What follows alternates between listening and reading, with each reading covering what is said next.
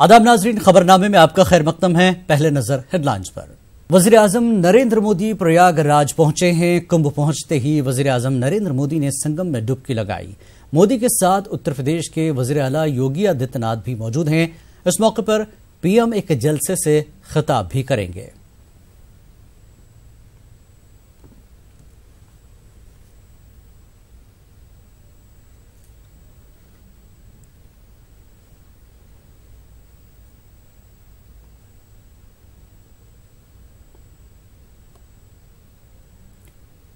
राज तस्वीर आप देख रहे हैं प्रयागराज से, जहां पर नरेंद्र मोदी ने कुंभ पहुंचकर संगम में डुबकी लगाई और इस मौके पर जलसे से खिताब भी करने वाले हैं। तस्वीरें संगम पर की गई पूजा अर्चना की हैं, जिसमें वज़ीर आज़म नरेंद्र मोदी ने डुबकी भी लगाई और स्नान किया। ये राज तस्वीरें आप देख रहे हैं। वज़ीर आज़म के साथ वज़ीर आला योगी आदित्यनाथ भी मौजूद हैं।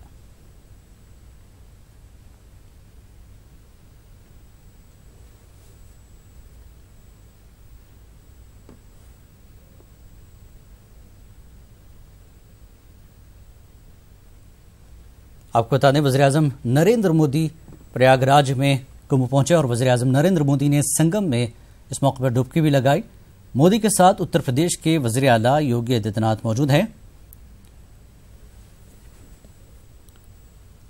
और यहां पर एक जलसे का भी प्रोग्राम है, जिसमें वज़ीर आज़म नरेंद्र मोदी खिताब करेंगे। प्रधानमंत्री जताते रहे कि ये भारतीय परंपरा का हिस्सा रहा है कि कैसे प्रकृति के साथ सहभाव से रहा जाए और किस तरह से आगे बढ़ा जाए, विकास की उस परिभाषा को गढ़ा जाए। हमारी सनातन संस्कृति रही है जो कि समस्त के कल्याण के लिए।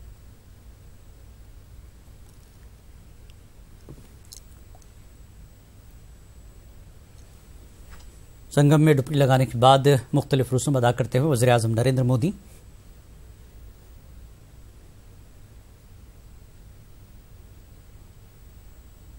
ये राज तस्वीरें आप देख रहे हैं प्रयागराज के कुंभ से संगम में डुबकी लगाने के बाद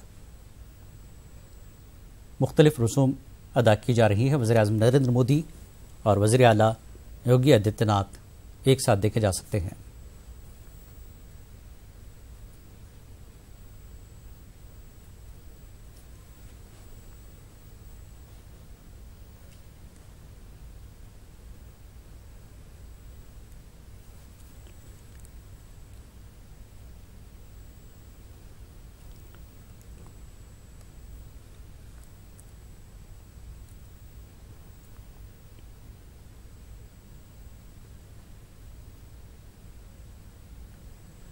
कुंभ से ये राज तस्वीरें आप देख रहे हैं। वज़ीर आज़म नरेंद्र मोदी ने संगम में डुबकी लगाने के बाद मुख्तलिफ पूजा की रसूमात अदा करते हुए आप देख रहे हैं।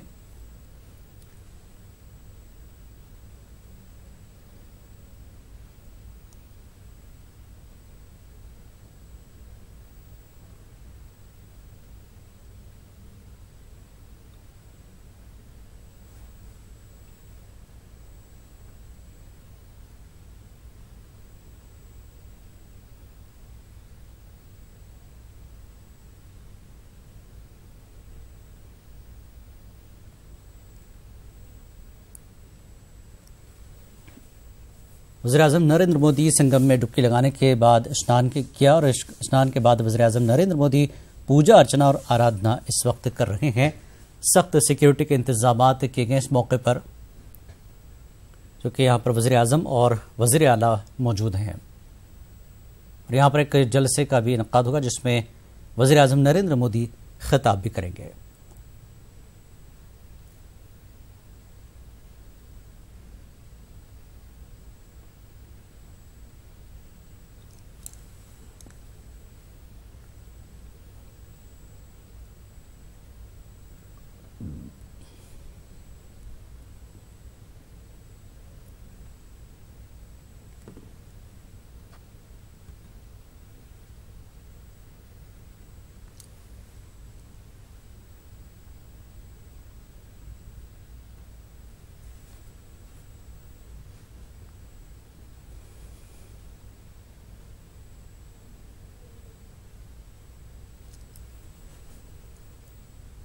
ये तस्वीरें आप देख रहे हैं, वज़ीर आज़म नरेंद्र मोदी पूजा अर्चना करते हुए देखे जा सकते हैं। मोदी प्रयागराज पहुंचे और संगम पर डुबकी लगाई, स्नान किया और आरती देते हुए ये तस्वीरें आप सीधे देख रहे हैं संगम।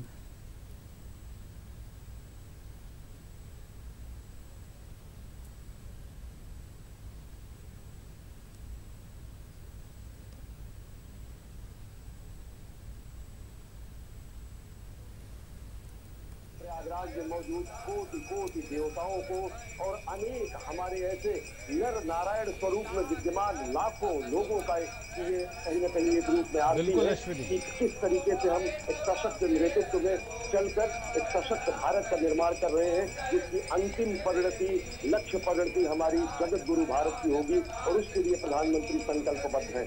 अश्विनी, निश्चित तौर पर आज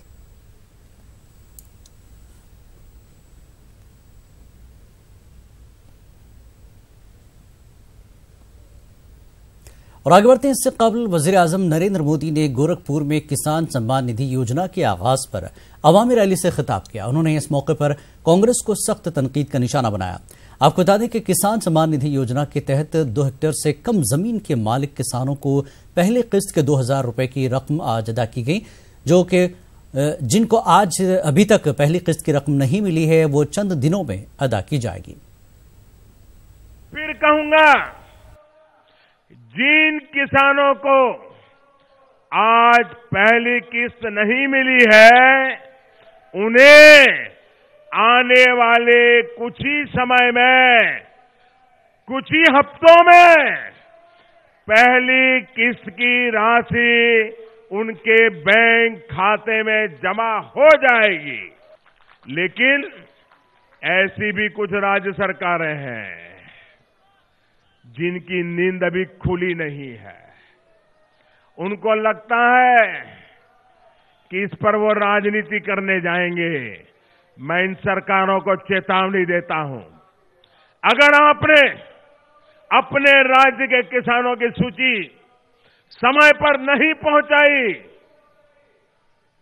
अगर वो इन लाभ से वंचित रह गए, तो इन किसानों का श्राप, इनकी बद्दुआएं आपकी राजनीति को तहस नहस कर देगी और फिर कर्ज माफी का बुखार उनको चढ़ने लग जाता है।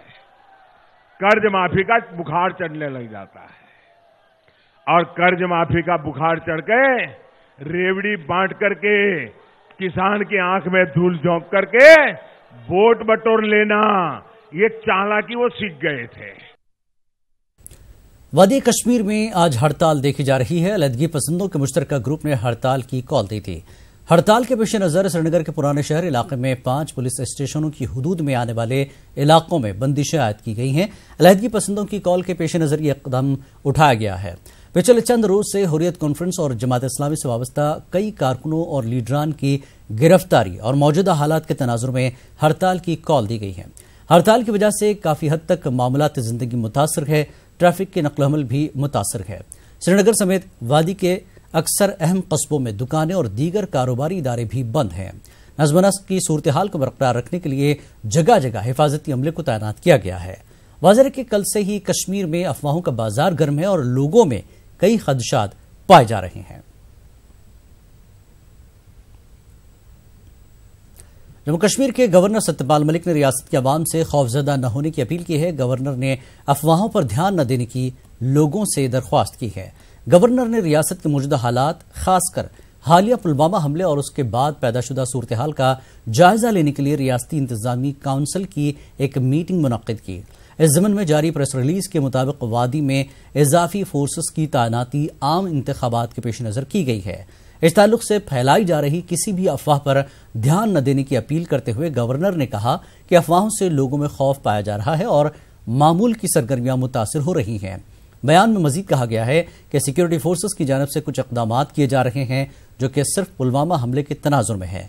वादी में ईंधन और दीगर अशिया ज़रूरिया की किल्लत पर गवर्नर का कहना है कि हालिया दिनों शाहरा ब्लॉक रहने से यह बहरान पैदा हुआ है और इससे निमटने के लिए इक़दाम किए जा रहे हैं।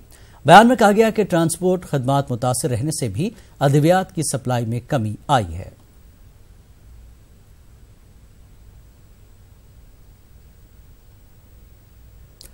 पुलवामा हमले के बाद पाकिस्तान के खिलाफ कार्रवाई करते हुए हिंदुस्तान ने रावी नदी का पानी पाकिस्तान की तरफ जाने से रोकने की पहल शुरू कर दी है। पठानकोट में इस सिलसिले में काम शुरू कर दिया गया है।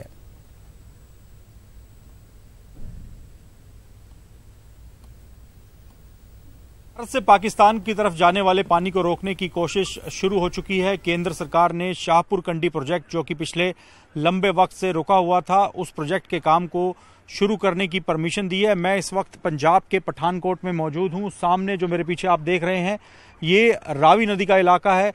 रावी नदी के दूसरी तरफ जम्मू एंड कश्मीर का इलाका पड़ता है और ये जो रावी नदी का पानी है, ये आगे जम्मू कश्मीर से होते हुए पाकिस्तान में एंटर हो जाता है और इसी पानी को रोकने की कोशिश की जा रही है। शाहपुर जो कंडी डैम प्रोजेक्ट है, उसको एक बार फिर से केंद्र सरकार ने शुरू करने के लिए कहा है।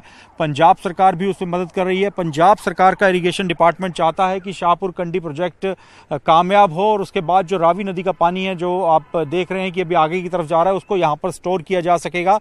और एक और जो बड़ी बात है कि बरसात के दिनों में जब रावी नदी में पानी बढ़ जाता है तो पाकिस्तान आगे अपने डैम्स के जो गेट है वो बंद कर देता है और ये पानी बैक आ जाता है और ज़्यादा पानी होने की वजह से जो फसलें हैं आसपास के इलाकों में, उनको नुकसान पहुंचा देता है। तो फिलहाल जो शाहपुर कंडी डैम प्रोजेक्ट है, उस पर काम शुरू हो चुका है और कोशिश की जा रही है कि जो पानी पाकिस्तान की तरफ जा रहा है उसे रोका जाए, उसको स्टोर किया जाए। ये हालांकि आसान काम नहीं है। 3 से 4 साल का वक्त इस पूरे प्रोजेक्ट को पूरा करने में लगेगा, लेकिन जो काम रुका हुआ था उसको अब काफ़ी तेज गति के साथ पूरा किया जा रहा है और कोशिश की जा रही है कि जो भारत से पानी पाकिस्तान जाता है उसे रोका जाए और ये पानी पंजाब और आसपास के राज्यों के काम आ सके। पठानकोट के शाहपुर कंडी से कैमरामैन चमन के साथ मोहित मल्होत्रा, न्यूज़ 18 इंडिया। खबरनामे में एक बार फिर आपका खैर मकदम है। मध्य प्रदेश के सतना में अगवा किए गए 2 जुड़वा भाइयों के कत्ल पर सियासत गर्म हो गई है। इल्जाम तराशियों का दौर जारी है। वहीं मामले के खिलाफ सतना में गम और गुस्से की लहर है। आपको बता दें कि सतना में अगवा किए गए जुड़वा भाइयों की लाशें देर रात जमुना नदी से बरामद की गई। दोनों भाइयों को 12 फरवरी को अगवा कर लिया गया था। 25 लाख रुपए देने के बावजूद दोनों बच्चों को नहीं बचाया जा सका। पुलिस का कहना है कि सतगुरु संस्कृत महाविद्यालय के रामकरण शास्त्री के बेटों ने अगवा की साजिश रची थी। अगवा में इस्तेमाल की गई बाइक शास्त्री के घर पर बरामद हुई।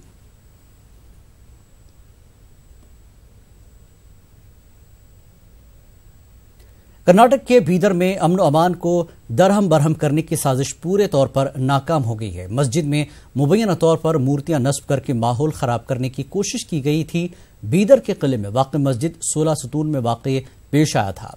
दरअसल मस्जिद महकमा आसार कदीमा के तहत है, जहां नमाज की इजाजत नहीं है। एक तेलुगु फिल्म की शूटिंग के दौरान मूर्तियां रखने की कोशिश की गई थी और शूटिंग के लिए महकमा आसार कदीमा से इजाजत नहीं ली गई थी। वहीं फिल्म अमले के खिलाफ चौबारा पुलिस स्टेशन में मुकदमा दर्ज कर लिया गया है, जबकि बीदर की मुस्लिम तंजीमों ने शहर में अमन अमान बरकरार रखने की अपील की है। के एतबार से इजाजतनामा जरूरी है और आर्कियोलॉजिकल डिपार्टमेंट के जिम्मेदारों से हमारी दिल के गहराइयों से दरखास्त है कि ये शरारत आइंदा कभी ना हो और ये जियादती आइंदा कभी ना हो, जो मुसलमानों को ठेस पहुंचाए और इबादतगाह की बेहुरमती हो, ये कतई बर्दाश्त नहीं होगा और ये जियादती कभी काबिल कबूल ना होगी। और इसी तरह से हम पुलिस डिपार्टमेंट से भी ये दरख्वास्त करते हैं, ये जो आपने हमारा साथ दिया है हम आपका शुक्रिया अदा करते हैं, लेकिन आइंदा कभी ऐसी शरारत ना हो, इस पर आपकी कड़ी निगरानी हो और जिम्मेदारी हो। इन तमाम चीज़ों के एतबार से जो मस्जिद में गुलाल और इसी तरह से ये जो शरारत हुई है, इसकी मुकम्मल सफाई कर ले और लापरवाही करने वालों के साथ केस पनिशमेंट वगैरह होनी चाहिए। ये तमाम चीज़ों के एतबार से हम शुक्रिया अदा करते हैं। लोकसभा इंतखाबात में कर्नाटक में मुसलमानों को 5 सीटें देने का कांग्रेस और जेडीएस और दीगर सेकुलर जमातों से मुतालबा किया गया। यह मुतालबा हैदराबाद कर्नाटक मुस्लिम पॉलिटिकल फोरम के कन्वीनर मोहम्मद वाहिद ने किया। मोहम्मद वाहिद ने कर्नाटक के यादगीर में एक प्रेस कॉन्फ्रेंस से खिताब किया, जहां उन्होंने तशवीश का इजहार करते हुए कहा कि रोज बरोज कानून साज ऐवानों में मुसलमानों की नुमाइंदगी घटती जा रही है, जिसकी वजह से मुस्लिम समाज हर शोबे हयात में मुसलसल पसमानदगी का शिकार होता जा रहा है। उन्होंने बताया कि मुल्क में दीगर तबकात के लीडर वोट तो हासिल करते हैं, लेकिन जब समाजी इंसाफ की बात आती है तो खामोशी इख्तियार कर ली जाती है। उन्होंने कहा कि अब वक्त आ गया है कि मिल्लत इस्लामिया अपने हुकूक के लिए आगे आए। कर्नाटक में कांग्रेस पार्टी की जानिब से लोकसभा इंतखाबात के लिए तशहीरी मुहिम का बाकायदा तौर पर आगाज हो गया है। कर्नाटक के रायचूर जिले में पार्टी की जानिब से परिवर्तन यात्रा के नाम से एक जलसे आम का इनेकाद किया गया। इस मौके पर कांग्रेस के सरकर्दा लीडरों ने हिस्सा लिया। जलसे आम से खिताब करते हुए सीनियर लीडरों ने कहा कि मुल्क में बीजेपी के घर जाने का वक्त आ चुका है और रियासत में पार्टी लीडरों के कारनामों की वजह से बीजेपी का सर शर्म से झुक गया है।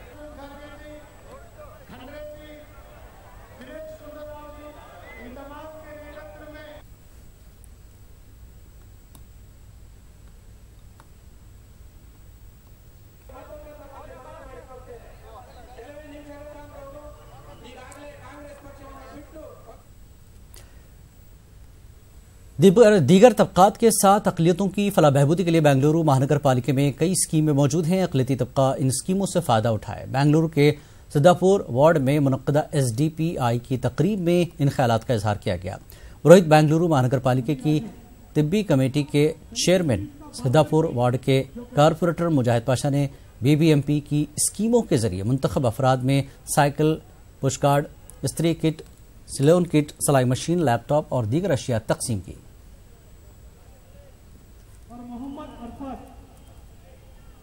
जो कारपोरेशन के अंदर जो वेलफेयर स्कीम्स है, सोशल जस्टिस डिपार्टमेंट के ज़ेर एहतमाम, इस स्कीम्स को जो है लोगों तक पहुंचाने के लिए ये स्कीम्स ऐसे हैं कि एक आदमी उससे बेनिफिट कर कर उनके घर को जो है चला सकता है। जैसा कि ऑटो रिक्शा है, जैसा कि ढकलने वाली गाड़ियां हैं, चाहे वो स्टूडेंट्स के लिए लैपटॉप्स हैं, ताकि वो जो है अच्छी एजुकेशन हासिल कर कर जो नई टेक्नोलॉजी है उसको यूज़ कर कर जो है बेहतरीन एक भारत को बनाने में, एक मुल्क को बनाने में कामयाब हो सके। ऐसे स्टूडेंट्स को भी सहूलतें हैं। बहुत खुशी हो रही है। हमने एक ट्रेनिंग होने के बाद ये मशीन देते हैं ना, वो काम करने के लिए आसान होते हैं। हमको भी अच्छी प्रॉब्लम्स को कितना होते हैं, घर में वर्कर ने जाना नहीं होता बाहर, आराम से घर में ही बैठकर काम कर ले। अब एक ड्रेस तो 500 तो लेगा, है ना। हाँ, हम सिलाई करेंगे अच्छा बढ़िया वाली। मैं पहले दूसरा भाड़े का गाड़ी चलाता था, अभी मेरे को खुद का गाड़ी मिल गया। फुल कैश में दिया है मुजाहिद भाई ने। हम लोग के लिए बहुत हेल्प किया है, दूसरों को भी हेल्प किया है। हम उनको बहुत बहुत शुक्रिया अदा करते हैं। शुमाली कोरिया के लीडर किम जोंग उन और अमरीकी सदर डोनाल्ड ट्रंप के बीच वियतनाम में होने वाली दूसरी मुलाकात के लिए किम जोंग उन वियतनाम रवाना हो गए हैं। 27 और 28 फरवरी को होने वाली मीटिंग के लिए किम जोंग ट्रेन के जरिए वियतनाम रवाना हो गए हैं।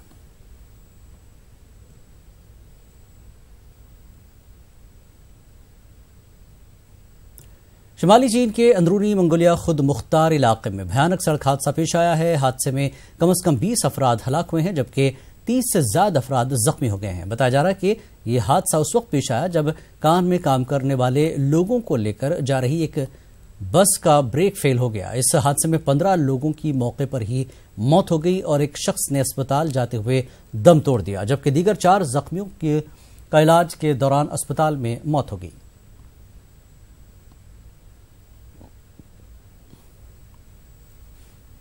आज से हिंद ऑस्ट्रेलिया T20 सीरीज का आगाज होगा। T20 सीरीज का पहला मुकाबला विशाखापट्टनम के मैदान में होगा।